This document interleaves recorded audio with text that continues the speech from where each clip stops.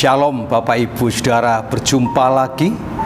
Mari kita berdoa bersama-sama, karena sebentar kita akan perjamuan kudus.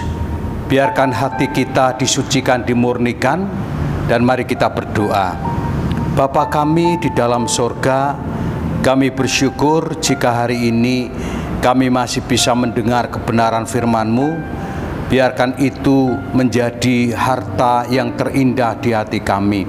Sucikan dan kuduskan kami di saat-saat pandemi ini, sehingga kami tetap berpegang pada firman-Mu.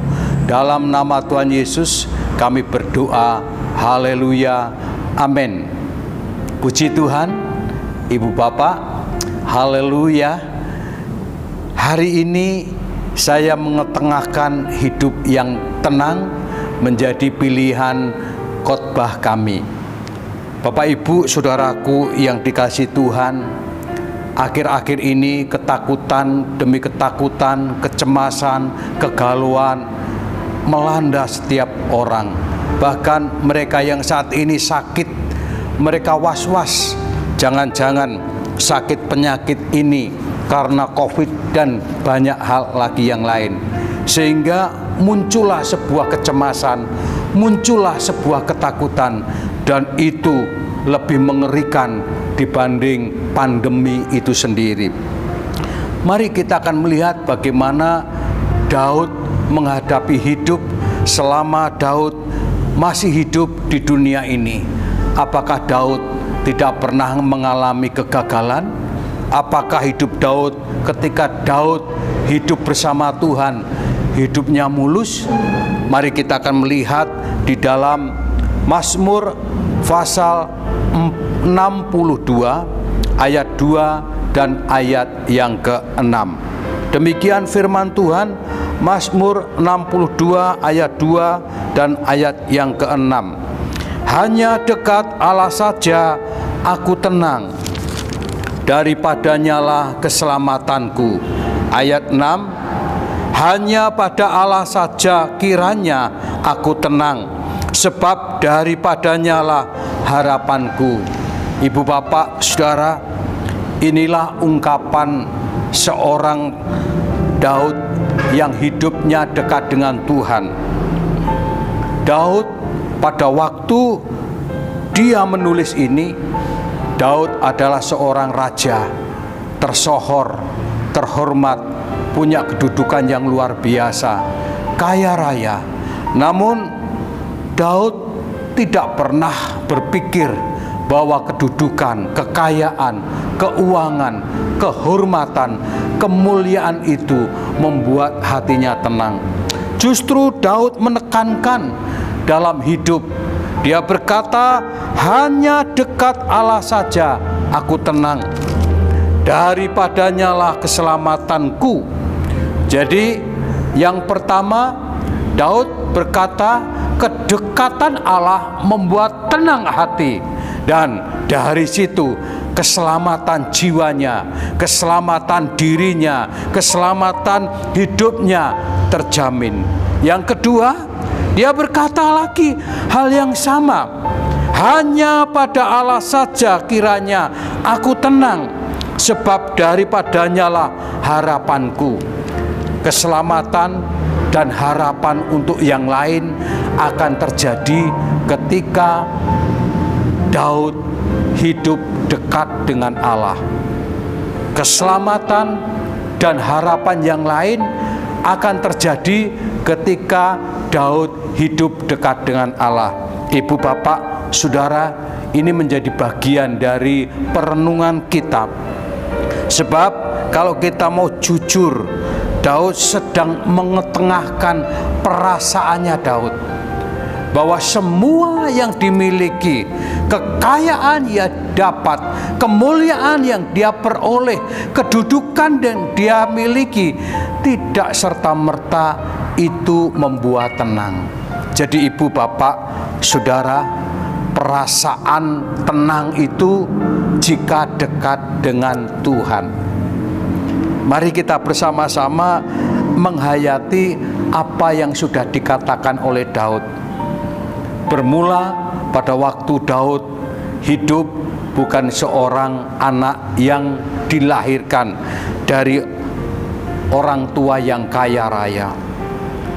Daud dilahirkan dari orang tua yang miskin, orang tua dari desa yang hanya menggembalakan 2-3 ekor saja domba yang Daud gembalakan. Ini menunjukkan bahwa status Daud itu miskin. Namun Daud berjuang dan akhirnya menjadi raja, menjadi orang terkenal, terhormat, dan menjadi orang yang dimuliakan oleh bangsanya. Kenapa? Bukan karena Daud miskin, tapi karena Daud hidup dekat dengan Tuhan. Sehingga perjuangan demi perjuangan Daud dekat dengan Tuhan tidaklah serta-merta dengan mudah. Berkali-kali gagal, berkali-kali tidak dapat apa yang dia inginkan, tapi Daud tetap dekat dengan Tuhan.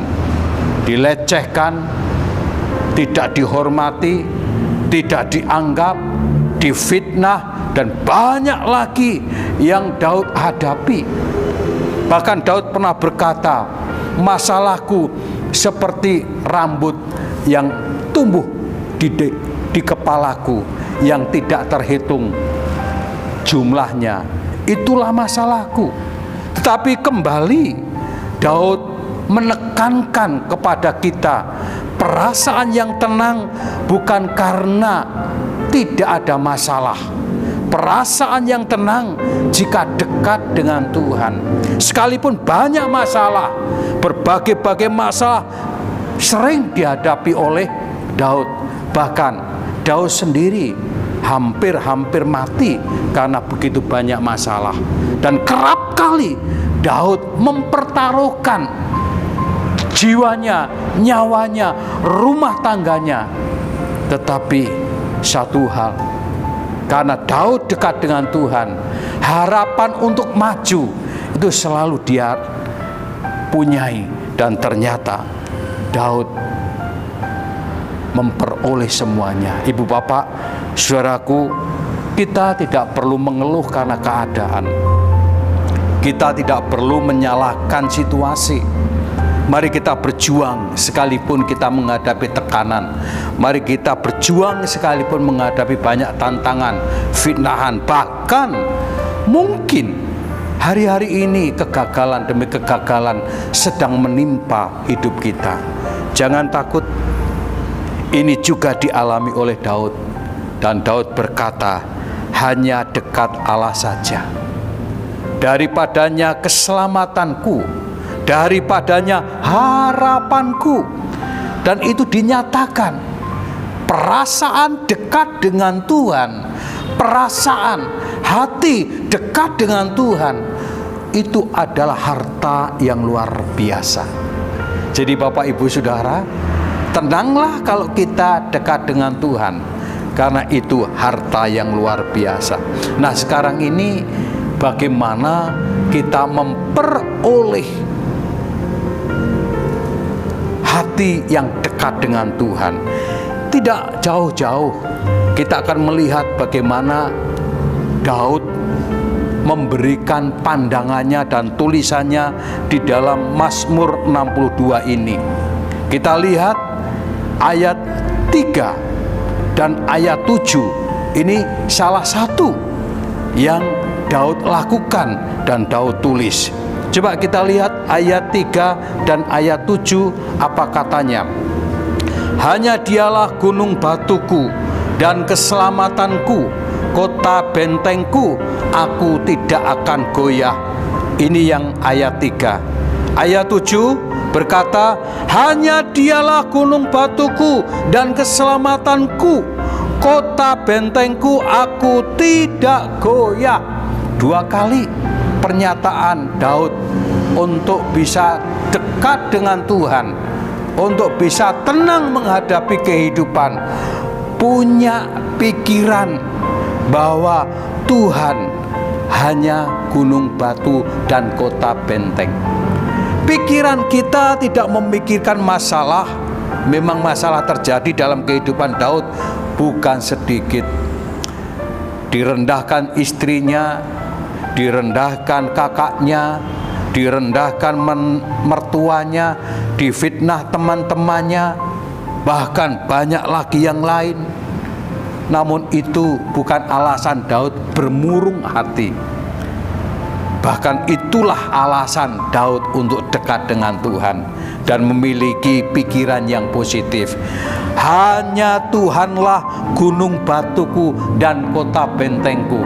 Itu yang membuat Daud perkasa, bukan badannya tetapi hatinya.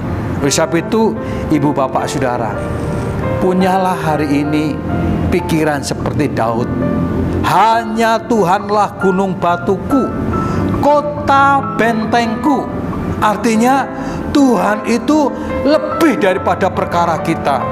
Tuhan itu benteng hidup kita.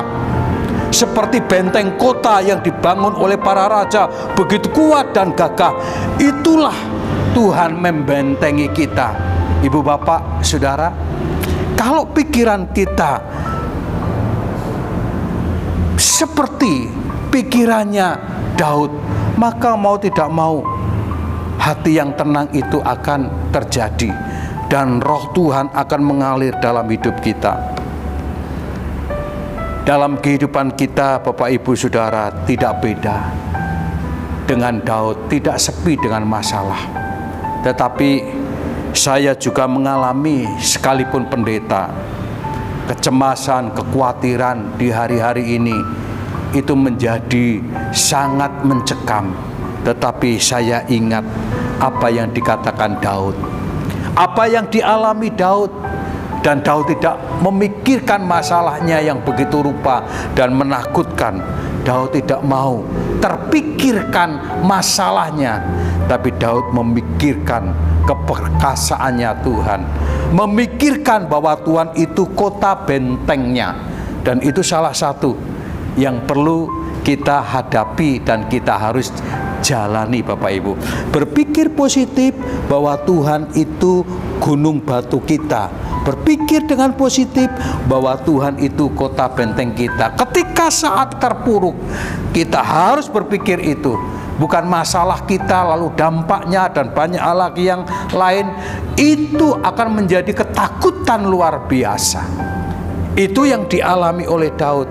Ibu bapak, saudaraku, yang berikutnya bagian yang lain, apa yang dikatakan oleh Daud untuk bisa kita menghadapi ketenangan di masa yang sukar. Yang kedua, ayat 9. Jelas sekali bahwa Daud memberikan support, kunci hidup. Saya akan bacakan ayat 9. Percayalah kepada Tuhan setiap waktu, hai umat. Kita lihat, percayalah kepadanya setiap waktu, hai umat, curahkanlah isi hatimu di hadapannya. Allah ialah tempat perlindungan. Ini menjadi penting, Bapak Ibu.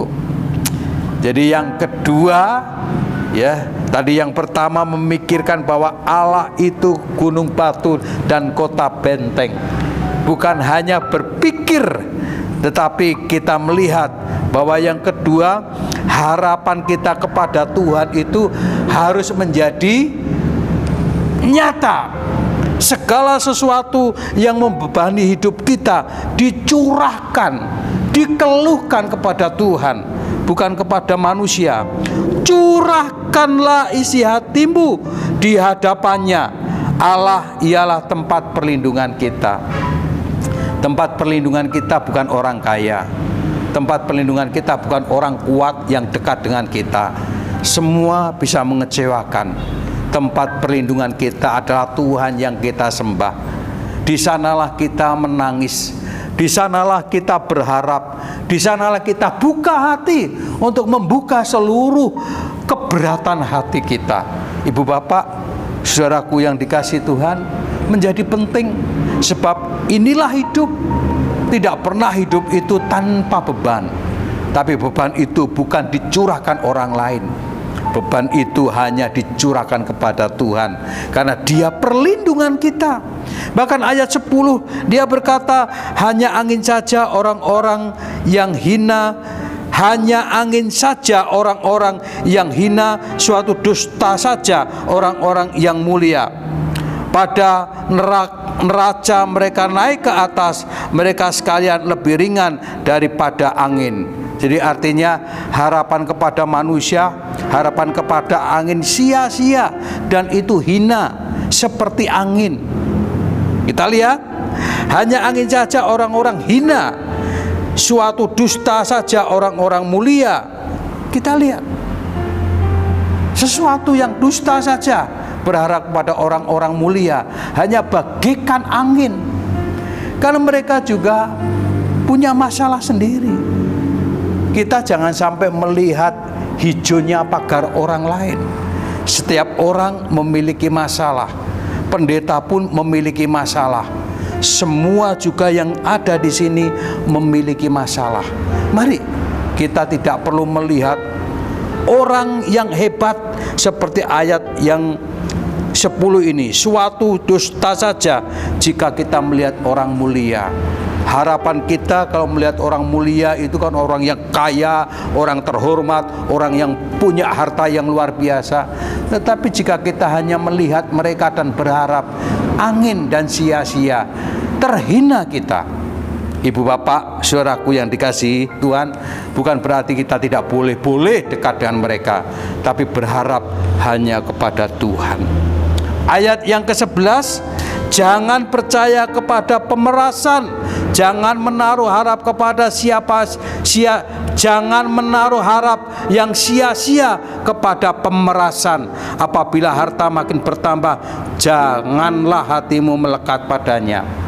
Jangan percaya kepada pemerasan. Pemerasan itu tempat gudang di mana anggur diletakkan dan tempat penyimpanan segala milik yang memuaskan orang. Waktu itu kekayaan orang itu dinilai dari berapa besar tempat pemerasan atau gudang. Itu kekayaan orang waktu itu. Sekarang beda lagi ukuran kekayaan orang. Kalau zaman industri, kekayaan orang itu dilihat dari banyaknya perusahaan yang mereka miliki. Sekarang tidak. Kekayaan orang itu ternyata berapa besar orang ini memiliki hubungan dengan orang lain. Terus maju terus. Tapi ingat apa kata firman Tuhan. Jangan berharap dengan pemerasan. Kita lihat, jangan menaruh harap kepada pemerasan. Semuanya itu sia-sia. Apabila harta makin bertambah, jagalah hatimu, jangan melekat. Sebab itu tidak membawa satu kenyamanan yang hakiki atau ketenangan yang hakiki. Karena ketenangan hanya kedekatan kita dengan Tuhan. Ibu bapak, saudaraku, kurang apa Daud kayanya? Kaya raya, terhormat. Namun Daud masih memiliki perasaan ingin dekat dengan Tuhan. Karena ingin puas, ingin tenang. Itu yang kedua. Yang ketiga, ayat 13, Bapak Ibu, ini ayat yang terakhir di mana Daud memberikan saran. Ayat 13 saya akan bacakan. Dan daripada mula juga kasih setia, ya Tuhan, sebab Engkau membalas setiap orang yang menurut perbuatannya. Tuhan itu setia, membalas menurut perbuatannya. Mari kita akan belajar seperti yang dilakukan Daud. Daud dia berkata lebih baik 1 hari di rumah Tuhan daripada 1000 hari di tempat lain. Puji Tuhan, itulah kata Daud. Dan Daud menyadari bahwa dia orang kaya, orang terhormat, tapi itu semua tidak menjamin hidup tenang, tidak menjamin orang itu bisa bahagia. kedekatan kita dengan Tuhan itu menjadi luar biasa. Saya bisa simpulkan apa yang dikatakan Daud itu, jika kita ingin tenang bersama Tuhan, perasaan kita jaga untuk mencari Tuhan. Salah satunya apa? Pikiran kita harus positif bahwa Allah gunung batu, kota benteng. Ini menjadi penting. Allah gunung batuku dan kota bentengku. Yang kedua, harapan kita bukan kepada dunia, harapan kita kepada Tuhan. Sebab sia-sia berharap kepada gudang pemerasan, sia-sia berharap pada orang mulia, sebab itu mengecewakan. Ayat yang ke-13, Allah itu setia sesuai dengan perbuatannya. Ibu bapak, mari kita belajar bersama-sama untuk hari ini, untuk seperti Daud. Kita jujur Bapak Ibu Saudara, semua takut dengan COVID, tetapi soal kematian itu rahasianya Tuhan. Pengkhotbah berkata, ada waktu lahir, ada waktu mati, ada waktu menanam, ada waktu menuai. Semua ada waktunya. Jadi Bapak Ibu Saudara, soal mati bukan karena COVID, tetapi karena kehendak Tuhan. Itu yang penting. Jadi Bapak Ibu Saudara, mati dan hidup di tangan Tuhan. Bisa saja mati karena COVID, tetapi kita melihat hari-hari ini yang mati karena kecelakaan juga banyak. Kita mendengar ketika kecelakaan pesawat Sriwijaya Air. Apakah mereka sudah siap mati? Mereka juga tidak pernah mengira kalau hari itu mati. Yang kecelakaan di jalan tidak sedikit. Apakah mereka juga siap mati? Mereka tidak siap, tapi mereka bisa mati. Mati itu bisa terjadi kapan saja. Itu urusan Tuhan, bukan karena corona. Memang corona inilah penyebab orang bisa mati, tetapi sarana orang mati. Tetapi untuk mati itu sendiri haknya Tuhan. Sebab itu mari Ibu Bapak Saudara, pegang janji Tuhan, hiduplah dekat dengan Tuhan supaya kita bisa tenang. Mari kita berdoa, mari kita akan mengambil perjamuan kudus, dan mari kita menyadari bahwa kita butuh ketenangan, bahwa kita butuh kedekatan dengan Tuhan, dan memiliki satu tahap pikiran yang luar biasa. Tuhan gunung batuku, Tuhan harapanku, Tuhanku setia terhadap orang yang setia. Mari kita berdoa. Bapa kami di dalam surga, hari ini kami berdoa buat mereka yang saat ini menghadap perjamuan kudus. Sucikan dan kuduskan bahkan hamba-Mu yang hari ini juga memimpin perjamuan kudus. Sucikan dan kuduskan. Kami percaya perjamuan kudus ini membawa mukjizat, yang sakit disembuhkan, yang luka dipulihkan, yang hari ini mengalami satu kegusaran, kegalauan, ketakutan. Tuhan akan memberikan ketenangan dan kedamaian. Terima kasih. Dalam nama Tuhan Yesus, kami siap menerima perjamuan kudus. Haleluya. Angkat hosti kita tinggi-tinggi, dan mari kita berdoa bersama. Terima kasih Tuhan Yesus. Kami bersyukur kalau hari ini kami bisa terima tubuh-Mu yang tercapek-capek.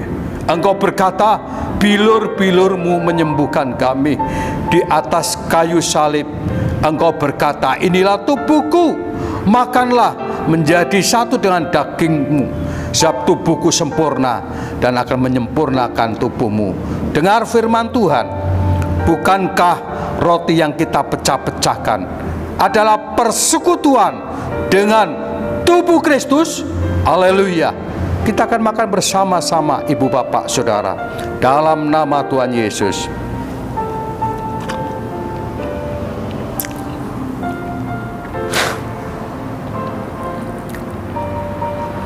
Terima kasih Tuhan Yesus. Mari kita angkat anggur kita di tangan kanan kita. Inilah cawang yang atasnya adalah darah Kristus. Darah Kristus yang mengalir di atas kayu salib tidak akan percuma. Darah Kristus yang suci menyucikan dosa kami. Dosa sengaja, dosa tidak sengaja, dosa yang kami buat, dosa yang terbuat dari pikiran akan disucikan oleh darah-Mu. Dan dengan darah yang suci ini menyempurnakan tubuh kami, hidup kami kuat, dan kami bisa dekat dengan Tuhan seperti yang diinginkan Daud. Demikian keinginan itu menjadi keinginan kami. Dengar firman Tuhan. Bukankah cawang yang atasnya kita ucapkan syukur adalah persekutuan dengan darah Kristus? Haleluya. Kita minum bersama-sama, ibu bapak saudara.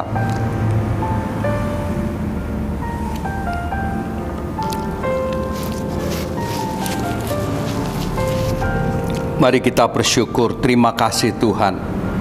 Hari ini kami sangat bersyukur bisa menerima tubuh dan darah-Mu. Tuhan Yesus, Engkau memberikan kami mukjizat yang luar biasa. Dan hari ini kami sangat mengimani perjamuan kudus ini dan akan mendatangkan berkat buat kami. Sehingga kami tetap sehat, kuat, dan kami tidak takut dengan apapun. Kami percaya Tuhan kota benteng kami, Tuhan gunung keluputan kami, Tuhan harapan kami, Tuhan kami setia kepada orang yang setia. Dalam nama Tuhan Yesus, haleluya, amin. Ibu bapak, saudaraku yang dikasihi Tuhan, jangan lupa perjamuan kudus ini mungkin ada yang kelewatan, kami minta maaf karena tidak semua orang tahu setiap alamat.